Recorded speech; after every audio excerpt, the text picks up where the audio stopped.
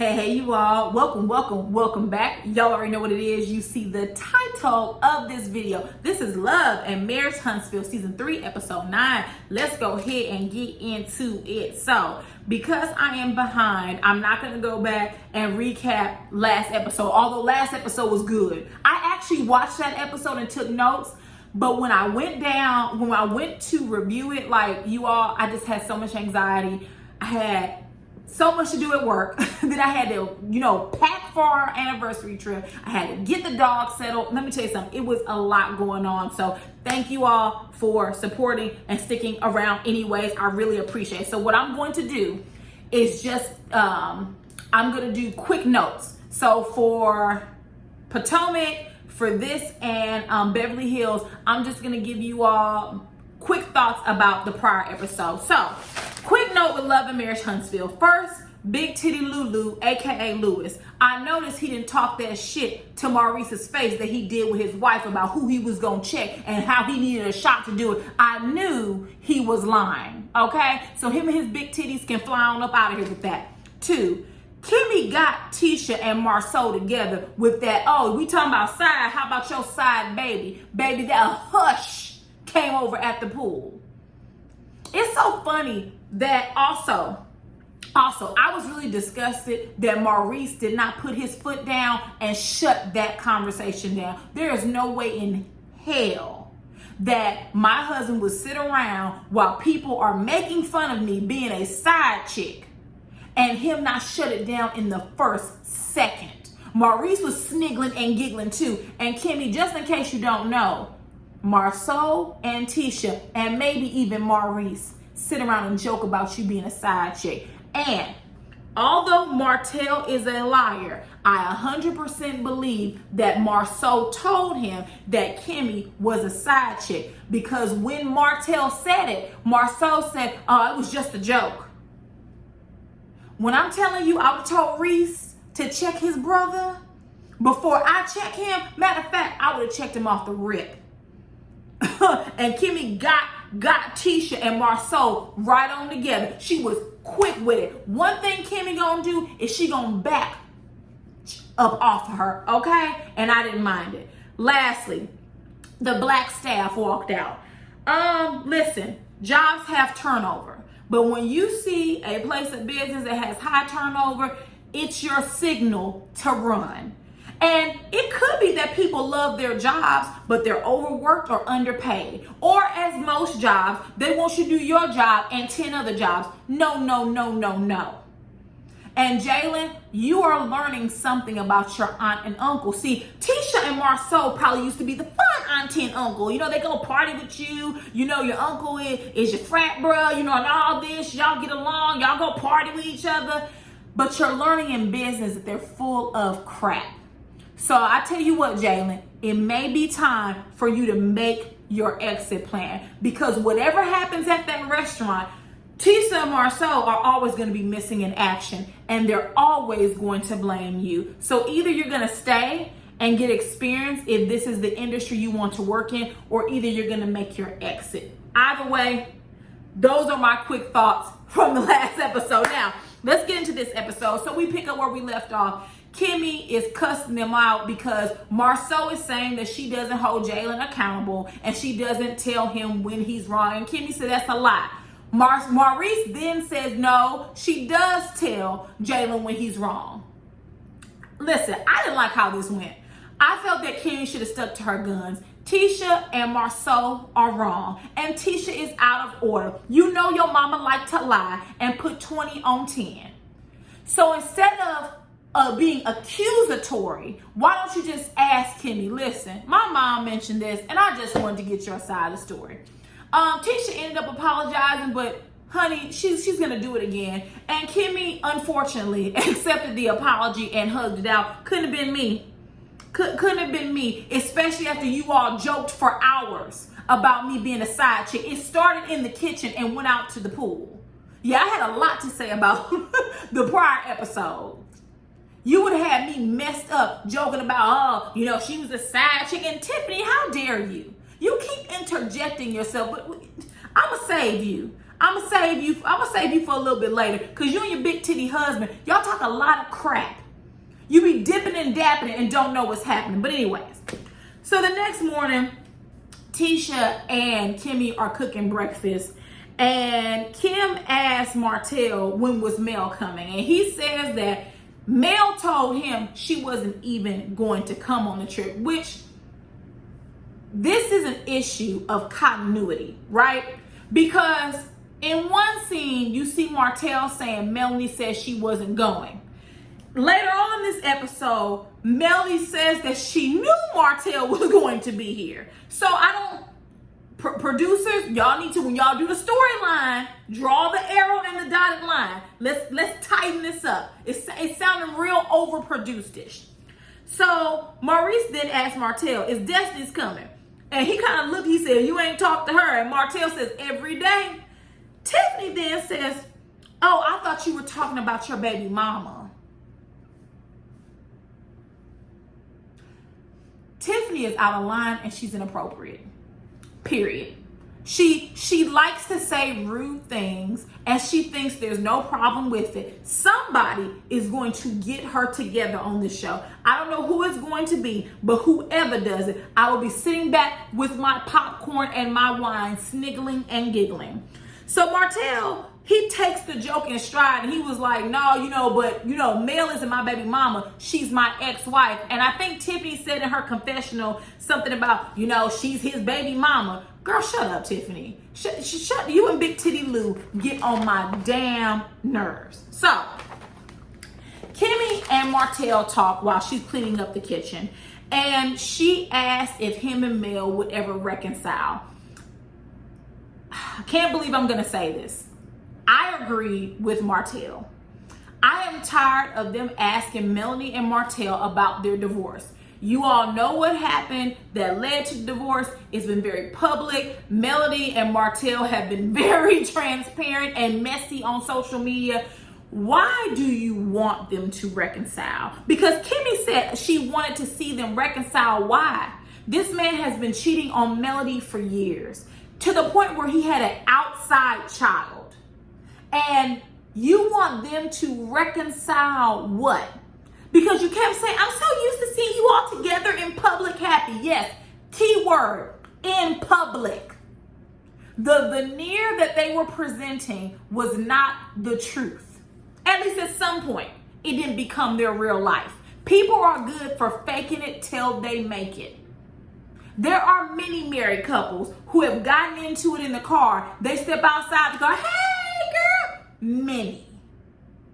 You don't know what goes on in people's homes. And so for you to want a toxic, unhealthy relationship to be reconciled, it blows my mind. And then you had the nerve to say, well, I even told Maurice this. If it gets to a point you want to cheat, just leave. Well, he cheated. And Melanie divorced him. Why do you want to see them back together? Now, I do think they will reconcile, but I'm not rooting for it. I think it's unhealthy and they shouldn't. But I see down the line, Melanie and Martell reconcile. You watch my words. So next we get to Tiffany and Big Titty Lulu. Honey, that conversation put me to sleep. I can't even tell you about what it was. Tiffany was complaining about him having bonding time with their sons and she wants to be around. Girl, no one cares. Moving on. Next, everybody's in the kitchen. Tisha has a surprise to them about where they're going that day. And so Melody arrives and baby Martell's head almost snapped from his neck when she walked in. And I will say this, Melody is looking good these days. Melody is already a beautiful woman, even prettier without makeup. A lot of people can't say that. But whoever is doing her hair and makeup now, baby, they doing a much better job than what it was season 1 and season 2. Whoever did her hair and makeup for the video shoot, Melody, you keep them people around. You keep those people around, because whoever was doing it before, hot mess. But anyways, Martell in his one-on-one, he says he's happy to see her. It's good to see her. I don't don't want to say Martell still loves Melody because his behavior is not that of love. I'm not even too sure that Martell knows how to love someone, right? But this is what I'll say, and I don't know if it makes sense. I think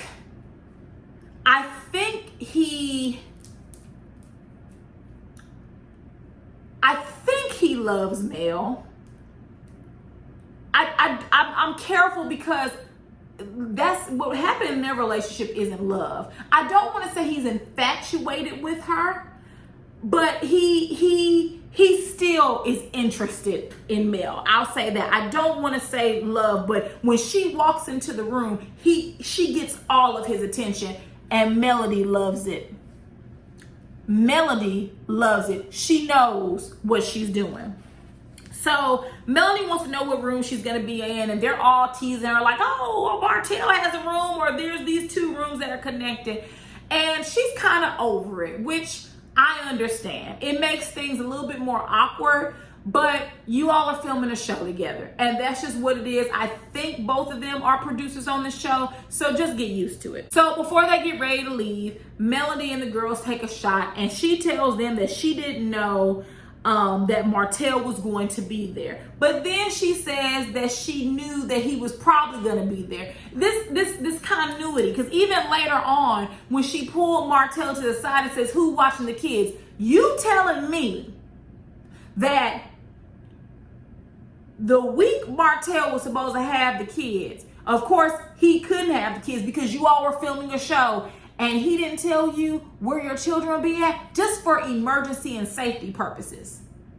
So this story is, y'all need to go back to the drawing board because that doesn't even make sense. But anyways, the Sprinter van arrives and the guys pile up in one van and the women go in the other. So the men are teasing Martell about Melody, and they're grilling Martell. And once again, I'm kind of over this. I don't know why we keep rehashing their divorce.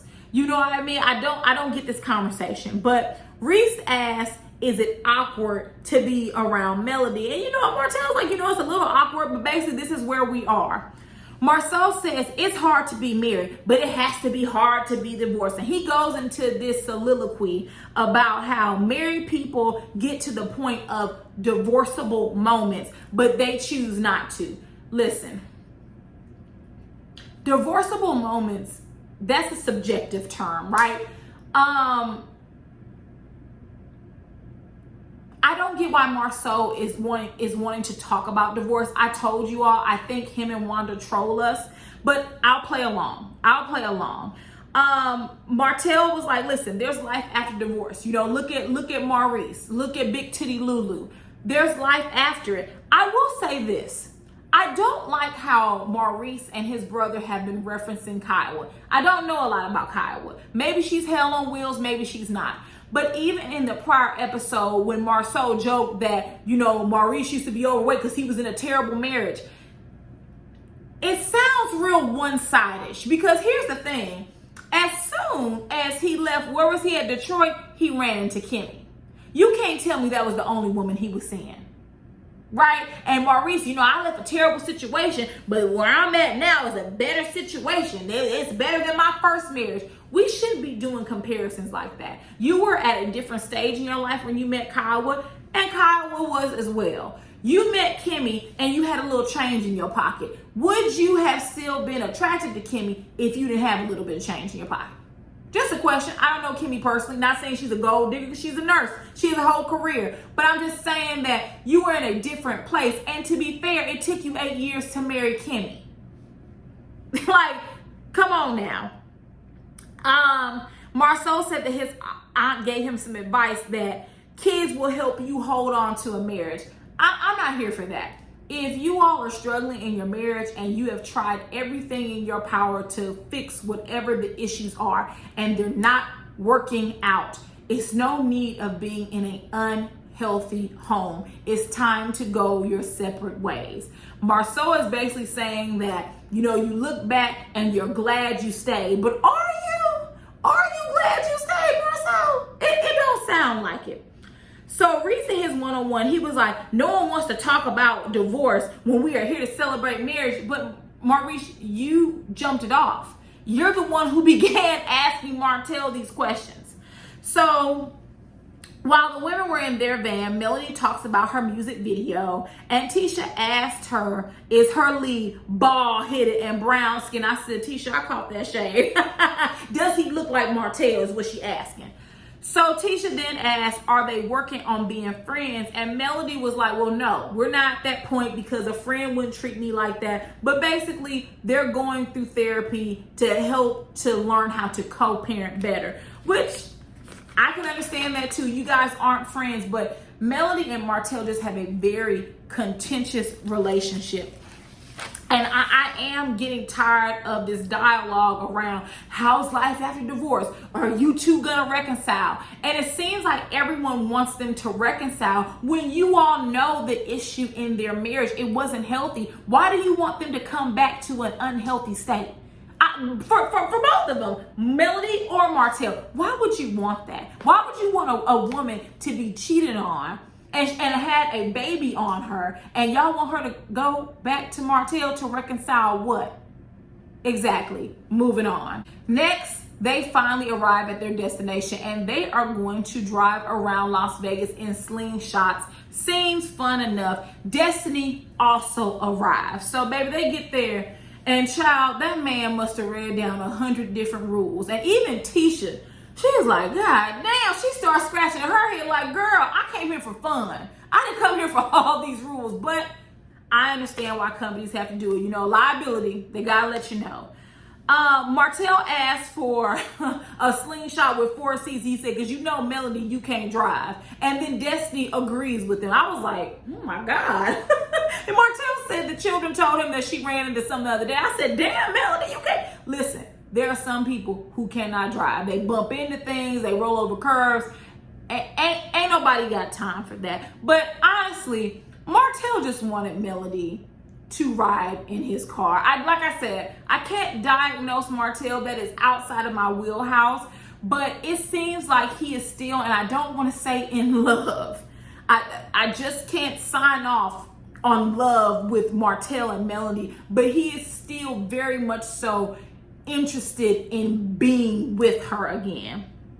So Melody was like, listen, I don't give a damn about that. I'm not getting in your car. And so everybody pairs up, and Martell is the only one by himself. They could have at least invited, what's his name? Cedric, the one with the skeet braids. They could have at least invited him and let him pair up with Martell. But anyways, they go driving around the city, and it looked fun. They are all having an awesome time. So they stop somewhere in the desert to have views and to sit around and talk. They stopped here so the mess could jump off. So Tisha tells them that the next day, the men and the women will separate and do their own activities. This is a very odd anniversary trip. On an anniversary trip, you probably want to be together and not be separate. It's like everything is girls versus guys, but I get it. They are filming a show, but it's a very odd anniversary trip. Marceau keeps wanting to talk about divorce, and he keeps putting out there that he had divorceable moments. Can we ixnay on the divorce say? Like, no one has time for that.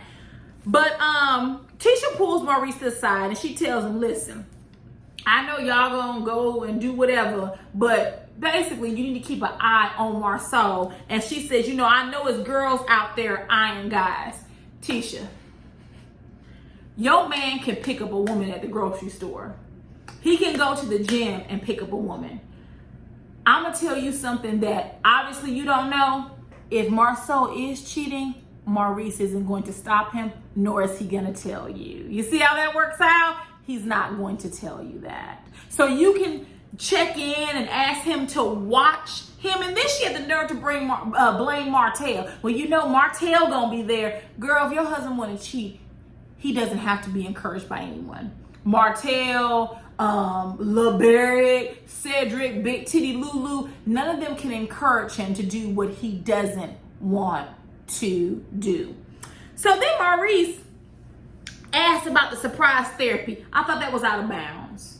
And I don't know, maybe their family, they share information that way. I'm not surprised Marceau talked to his brother about it because that's his brother. That's expected. But for his brother, for Reese to feel comfortable enough to confront Tisha, oh no, I would have shut it down. He then tells her that that isn't going to work. Girl, what? Stronger than cat pee, Maurice is. So Tisha tells him, like, no, it's working because it's getting, we're going to date night. He asked her, but is it getting any better?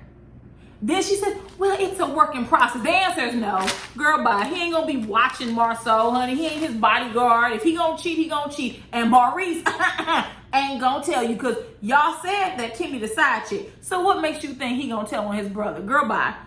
So while they're there, Mel pulls Martell to the side. So I want to first say this. Mel and Martell go tit for tat with one another. They're extremely petty. Extremely petty, and each of them goes lower than the next. Mel will say something, Martell hits low, or Martell will say something, then Melly will hit low. They literally go tit for tat, and it's sickening at this point. So Melly asked him who was watching the kids as if she didn't know who's watching her children. I don't believe that. I don't. You're telling me you send your kids off with their dad. You know their dad is coming to film a show. And you don't ask, well, baby, who's going to baby? Well, not baby, but Martell, who's going to babysit? You don't ask that. Okay, he said his mom was watching the kids, whatever. So then Melanie says, listen, speaking of the kids, while I was shooting my video, and Martell interrupts and goes, what video? That bullshit? Oh, okay. And then he says, goddamn Beyonce, let's go. Right? Because he's pissed about the video and he's pissed about the song. So she tells him, well, I had to apologize for Britney for what you said. And from there, it explodes. Martell said he didn't say she was unstable. And Melanie said, well, I don't know the exact words. And he was like, stop lying. And she was like, well, what am I lying about? What did you say? He then tells her, shut up. And then you shut the F up and unhealthy and toxic, but this is what y'all want to reconcile, right, Kimmy? Right, Tisha? Right, Marceau? Right, Maurice? You want this to be reconciled, this hot mess. Girl, I'm worried about the kids. I'm not even worried about Melody and Martell. I'm worried about their children. So, Martell then says, shut up with your rinky-dink song. Once again, taking a jab at her. Martell says that Melody is being negative, but he literally says that after he poked her. Now, do I think that was the right time to have the conversation? The answer is no. Do I think that Melody is a passive-aggressive person? The answer is absolutely yes. But he's the one who poked at her first. He called the song rinky-dink. He called it bullshit. He keeps calling her Beyonce, which I don't think, so saying call someone Beyonce, I would think would be a compliment. But I think what he's more so trying to say is that at your big grown age of 35, you want to be Beyonce and you ain't her. So Melody was like, why do you keep saying that? Why do you keep saying Beyonce? Why do you keep saying rinky dink? And so they get into it. She goes, oh, okay, you talking about rinky dink song? Well, let me show you. Let me play a clip. Petty tit for tat. Now, here's what I didn't like. When she pulls out the phone, Reese pulls Martell to the side and tells him to calm down. He's like, we talked about this earlier. Basically saying, don't let Melody take you out your element. But see, y'all didn't hear what he said to her prior to that. And Kim says to Mel, that's antagonizing him. Wasn't he just antagonizing her when he said that bullshit, that rinky-dink song? Isn't that what he was doing? But see, y'all didn't hear that. Tisha even jumps in and was like, obviously, it's upsetting him, to play the video in front of him, so don't do it. If Pick Me had a picture next to its definition, Kimmy and Tisha would be it. I'm fine with you trying to calm your friend down, saying, listen, this ain't the time or place. But literally, it was about Martell. Well, it's making Martell upset. Oh, don't do it. It's antagonizing him. They antagonize each other. And this is the healthy relationship y'all want them to reconcile. I I didn't like that. I didn't like that. And Melody even says, he keeps bringing up, we have 4 kids. They shouldn't be singing a song. Well, you knew you had 4 kids before you had a 5th one. I also didn't like how Maurice was saying, well, the kids shouldn't know the song. Shut up, Maurice. What did your kid know about you cheating on Kyle? Well, how about that? Everybody, it's the running joke of your family that your wife was the side chick. Okay, they should know. What else shouldn't they know? Isn't Martell the same one that filmed his kids, basically asking them? I forgot what it was, but it was something about Melody and her parenting. And then he put that on social media. Both of them are immature. You can't talk to one without talking about the other. They both do the same crap over and over again. So Martell claims the song was written 2 years prior. He even says, and I don't know if y'all caught it, that Melody planned this divorce. Bruh. And if she did, you have been cheating for years. I actually think it's rather smart for her to plan her way out. Okay? Like, I don't have a problem with that. At the end of the day, I don't know when the song was written. And if she did write it while they were married, you were cheating. You were being disrespectful. Now, Melody says that the children don't know the song is about Martell or based on real life experiences. She doesn't tell them that. However, Melody, your children also aren't stupid. Even if they believe what you're saying now, they're going to know when they get older that song is about their dad. It is what it is. At the end of the day, both of them are very petty. Tit for tat, immature, low blow for low blow. And Melanie says, he just doesn't want me to have a singing career. I don't think that's it. I think Martell, he can't control what's going on right now. So because he can't control it, this is how he's behaving. Melody, at a certain point, if you're not in therapy for yourself, you need to get there, because you play the game with him. You get in the mix with him. You get down in the mud and roll around with him. And at a certain point, I think you enjoy it. I think you enjoy upsetting him. I think you know that when you walk into a room, his eyes light up. You enjoy all of that attention. And so in order to get that attention, and in order to make the show interesting, you're willing to roll around the mud with him. It's just not a good idea. So Marcel tells Martell that don't allow someone basically to push your buttons. And I just didn't like how everyone, well, not everyone, but the majority of the cast took Martell's side, but they didn't hear the conversation that Melody and Martell had off to the side. Like, literally, as soon as she mentioned the video, Martell became upset. He was triggered instantaneously. I just think that they really gloss over that Martell cheated for years and had an outside child. They gloss over that. Oh, what about his feelings? What about, girl, who gives a damn about how he feels? He didn't give a damn about how Melody felt in their relationship. He didn't give a damn about how the children felt. That's not a man who moves like he cares about what his family feels and how their emotions are, how this will impact them. He wasn't even thinking about that. So long story short, Melody drives off, was like, listen, I ain't gonna argue with him, whatever, and she leaves. I would never invite Martell and Melody together on a couples trip. This is supposed to be celebrating love, and it's distracting. It's literally taking away from the entire purpose of this trip. So if there's nothing else, please drop down in the comments and let me know your thoughts about this episode. And if there's nothing else, I will see you all later. Mwah. Bye.